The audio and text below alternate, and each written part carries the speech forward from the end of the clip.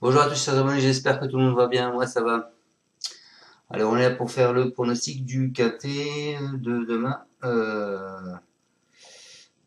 à Clairefontaine. Avant ça on va faire les arrivées donc de vendredi. Alors vendredi c'était au trou à Vincennes, l'arrivée le 1, le 3, le 5, le 8, le 2. Dans ma section je vous donne le 5, le 1, le 8, le 3 et le 2 à mes abonnés. Bon il n'y a pas de quoi sauter le plafond puisque euh, ça paye pas. Ensuite, pour samedi, c'était à Anguin en trop, donc l'arrivée le 3, le 1, le 9, le 5, le 7. Je vous donne que le 5. Voilà, donc fabuleux. Et pour aujourd'hui à Saint-Cloud, donc je vous donne l'arrivée c'est le 1, le 12, le 10, le 15, le 14.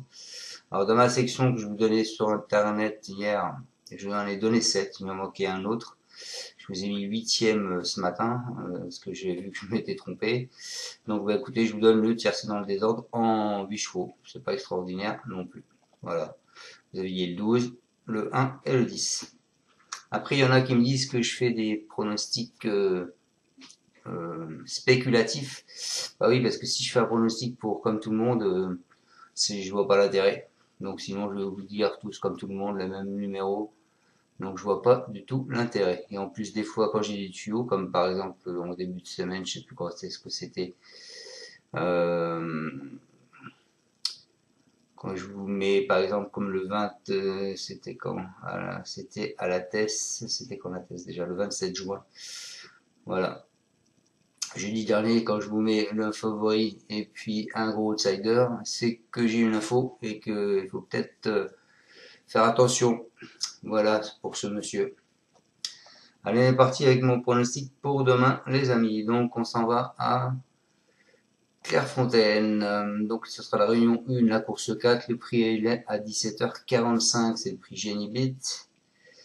Genibet, donc c'est du steeple, hein, 3900 mètres, 16 partants, une allocation de 110 000 euros, c'est un handicap divisé. Tous sont préparés cette course, il faut le savoir. Donc vous risquez d'avoir des surprises. Mais tout le monde a préparé la course. Allez, on part avec mon pronostic. Moi je suis parti en tête avec le 9. Le 9 qui est Flash Davier. C'est une lauréate d'un quintet au taille l'an passé. C'est une concurrente de très des entraîneurs Carlos et Yann Larmer qui sont en super forme en ce moment. Elle n'évolue désormais plus qu'en valeur 57,5 hein, et son entourage l'a muni de hier australienne dans ces conditions. Elle pourrait refaire surface et c'est pour ça que je vous l'ai mis en tête d'ailleurs, c'est parce qu'ils lui mettent des oreilles australiennes. Et ma deuxième base, ce sera le 13, pardon, les amis, Soligo. C'est pareil, lui, il était deuxième dans handicap cet hiver à Cannes-sur-Mer, hein, c'est un cheval à Yannick Fouin.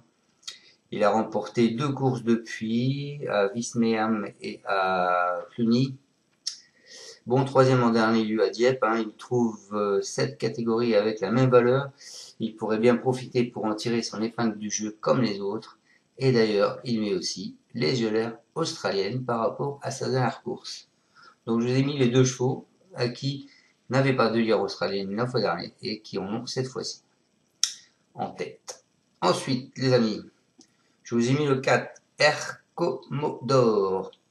Alors, Air Commodore, c'est un cheval que j'adore. En plus, c'est James Reveley. Et ben, je fonce. Donc, Commodore, pardon, c'est un concurrent estimé d'Andrew Peck. Il s'est classé 5e de la grande course de haie de printemps, hein, d'un groupe 3, avant de quelque peu décevoir pour ses débuts sur les gros. Il est néanmoins pris en valeur 60 et il pourrait bien frapper d'un grand coup cette fois-ci pour son essai à Clairefontaine. Donc attention à lui. Ensuite en alerte, je vous ai mis le 14 les amis. Le 14 qui est Joyvol, c'est un concurrent encore tout neuf, hein. Il compte déjà 3 victoires depuis le début de l'année. Ce second atout d'Arnaud Chaillet, car il a 2 chevaux, le 3 et le 14. S'adapte à tous les profils de piste. Il devrait ne pas être dérangé par la découverte de Clairefontaine. Il est en grande forme. Il pourrait bien poursuivre sur sa lancée. Ensuite, en surprise, je vous ai mis Joli Look, le 10. Il était performant lors de son second semestre en 2023 dans des courses à réclamer. C'est un fils de nom de IA. Il a effectué une rentrée encourageante le 9 mai avant d'être dominé lors de son retour sur le steeplechase. Il a déjà performé sur cette piste, hein. Il pourrait bien accrocher une place sans toutefois avoir une grande marge de manœuvre, certes, mais pourquoi pas, joli look. Moi, je peux vous donner, je peux dire qu'il peut y être là. Et ensuite, et pour finir, je vous ai mis un cheval qui était là l'année dernière, il est arrivé 4e de cette course. C'est Link on Ball, le 16, donc 4e de cette même épreuve en 2023, c'est un concurrent de Mélanie Gillet. Il est toutefois pris en valeur un peu plus haute que l'année dernière, puisque l'année dernière, il était en 53,5 de valeur contre 51 l'année dernière, voilà. Il est lauréat d'un petit handicap à Morlaix, il évolue en forme, mais n'a encore jamais brillé à cette valeur. Donc, je me dis, faut tenter le plus petit poids de la course. Il faut toujours un petit poids dans sa course. Donc, voilà, pour ce 16. Donc, je répète ma sélection. Le 9, le 13, le 4, le 14, le 10 et le 16. On va aller voir vite fait ce que disent les entraîneurs s'ils disent quelque chose. Le 9, c'est Flash d'Avier avec l'estrade qui va le monter. C'est un cheval à Yann Lerner. Il nous dit sa forme ne fait aucun doute.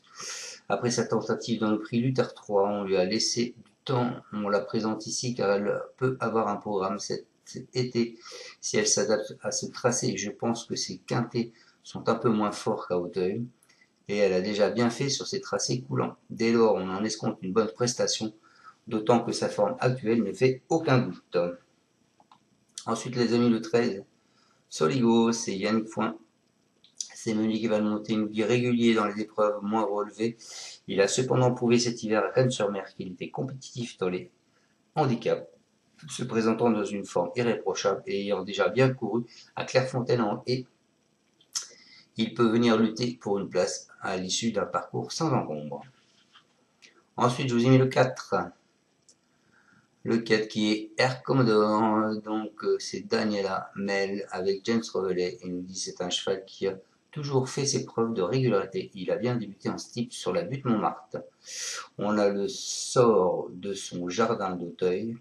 On le sort de son jardin d'Auteuil, mais il devrait se plaire à Clairefontaine s'il s'y adapte. Bien, je pense qu'il a sa place à l'arrivée. En alerte, je vous ai mis le 14, les amis, le 14 qui est Joyful. Donc c'est un cheval à chaillé, c'est Kenya. Il s'est montré quasiment irréprochable cette saison. Sa seule fausse note a lieu à Hauteuil où il a déséquilibré son jockey. Il va prendre part à son premier handicap et il va lui falloir prouver sa compétitivité dans un tel lot. Sauteur adroit, il ne doit cependant pas être négligé pour une place. Voilà pour lui. Mes surprises, le 10. Joli look, c'est Lubos Ubanek avec Gofernik. Alors lui, monsieur Ubanek, il nous le dit, la dernière fois, il était servi par son gros poids en terrain profond. Il a été desservi par son gros poids en terrain profond. Il ne faut pas prendre au pied de la lettre cette prestation car c'était une course de préparation. En vue de ce prix, il progresse au travail et je compte sur lui. Voilà pour ce 10. Et donc pour finir ma section en 6 sur internet, je vous ai mis le 16 qui est Link on Ball. C'est Mélanie Gillet. C'est Safia qui va le monter. Il nous dit il est bien, mais il aurait été mieux en deuxième épreuve. Donc vous savez que j'adore les deuxièmes épreuves.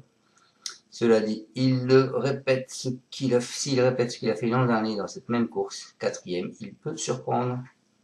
Voilà, allez, je vous souhaite à tous une excellente fin de journée et on se dit à demain pour le pronostic du quintet de Vichy qui sera en trop. Ciao à tous et encore merci à tous de me suivre et excusez-moi, je ne fais pas très en forme ces 2 derniers jours, mais ça va revenir. Ciao, ciao. Tu es parieur hippique, tu as forcément besoin de la Kazakh. La Kazakh, c'est l'outil indispensable des parieurs hippiques, avec plus de 60 filtres en temps réel et la possibilité d'affiner tes pronos et trouver ton cheval gagnant.